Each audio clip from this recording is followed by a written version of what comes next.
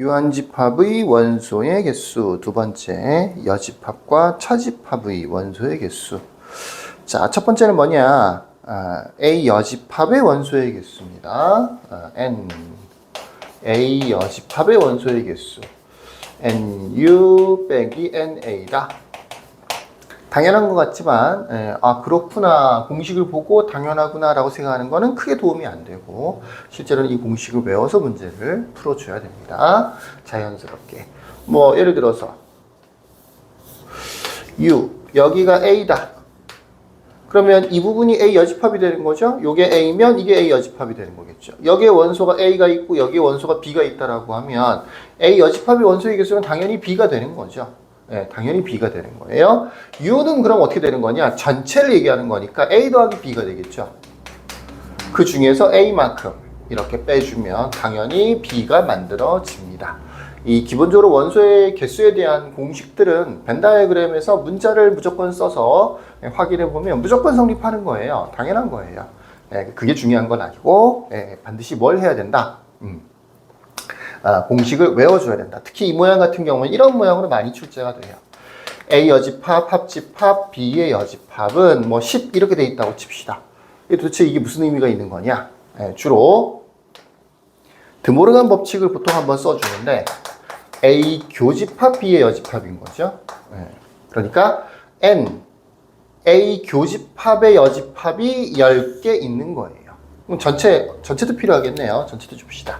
전체 원소의 개수를 예를 들어서 50개라고 해보십시다. 그러면 A 교집합 B의 여집합이 10개 있는 거니까 이 바깥쪽에 10개 있는 거니까 안쪽에는 당연히 40개가 있어야 되겠죠. 그래서 요거를 간단하게 이렇게 N A 교집합 B는 40 요런 식으로 바꾸는데 많이 활용이 됩니다. 자, 여집합의 원소의 개수 꼭 하나의 집합에 대해서 여집합일 뿐만이 아니고 이렇게 어떤 집합 통째로의 여집합인 경우에도 이렇게 변형이 될 수 있다는 거 잘 기억하시면 좋겠네요. A 여집합의 원소의 개수는 전체 집합의 원소의 개수에서 A의 원소의 개수를 빼면 여집합이라는 게 나머지를 얘기하는 거니까 당연히 같아지겠죠. 대체로 전체 집합의 원소의 개수가 주어지는 편이거든요. 전체 집합이 몇 개일까 이렇게 물어보는 문제는 없으니까 전체 집합은 주어지고 그러면 여집합의 원소의 개수를 알면 A의 원소의 개수도 구할 수 있고 반대로 A의 원소의 개수를 알면 여집합의 원소의 개수도 구할 수 있고 이런 뜻이 되는 겁니다.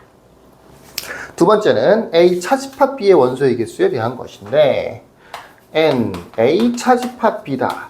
이거를 이렇게 고치는 친구들이 굉장히 많아요. 잘못된 거죠. 안 되는 거예요. 일단 이 집합을 먼저 찾아내야 돼요. A 차집합 B. 모든 원소의 개수는 다 마찬가지입니다. 이 안에 복잡한 식이 들어오면 이 집합 자체를 먼저 찾아봐야 되는 거예요. 예를 들어서 이렇게 A가 있고 이렇게 B가 있고 여기는 아까처럼 원소의 개수를 A, B, C라고 한다라고 하면 A 차집합 B라고 하는 게 바로 이 부분을 얘기하는 거기 때문에 좌변은 그냥 A가 되는 거예요. 근데 우변은 어떻게 돼요? A 더하기 B에서 B 더하기 C를 빼게 되는 거니까 B는 지워지긴 하지만 결과적으로 A 빼기 C가 되는 거죠. A와 A 빼기 C. 다르잖아. 안 된다고요. N, A 차집합 B는 실제로는 어떻게 계산하는 거냐면 NA에서 A 더하기 B가 되는 거죠. 겹치는 부분만 빼야 돼요. N, A 교집합 B 이렇게 해요. 또는 이렇게 할 수도 있어요. A 합집합 B에서 NA, NB겠죠? NB 이렇게 계산할 수도 있어. 이건 무슨 얘기냐면 합집합이면 A 더하기 B 더하기 C잖아. 그 중에서 B는 B 더하기 C잖아. B와 C를 지우면 A가 만들어지는 거죠. 이런 방식으로 계산할 수는 있어요. 그러니까 차집합은 이렇게 하거나 이렇게 하는 겁니다. 예전에 배웠던 A 차집합 B와 A 차집합 A 교집합 B가 같다는 거. 또 A 차집합 B를 A 합집합 B, 차집합 B로 계산할 수도 있다는 거. 요 공식하고 연결시켜서 외워두시면 조금 도움이 될 수 있겠죠. 자, 이런 식입니다. 차집합에 대한 원소의 개수.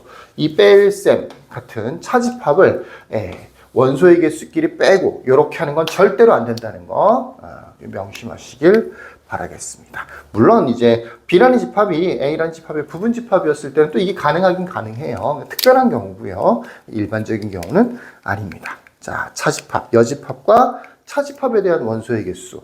생각해보거나 아니면 벤 다이어그램을 활용해보면 너무 당연한 공식들이긴 한데, 각각의 공식들을 외워놓는 게 일단은 필요합니다. 자, 여기까지.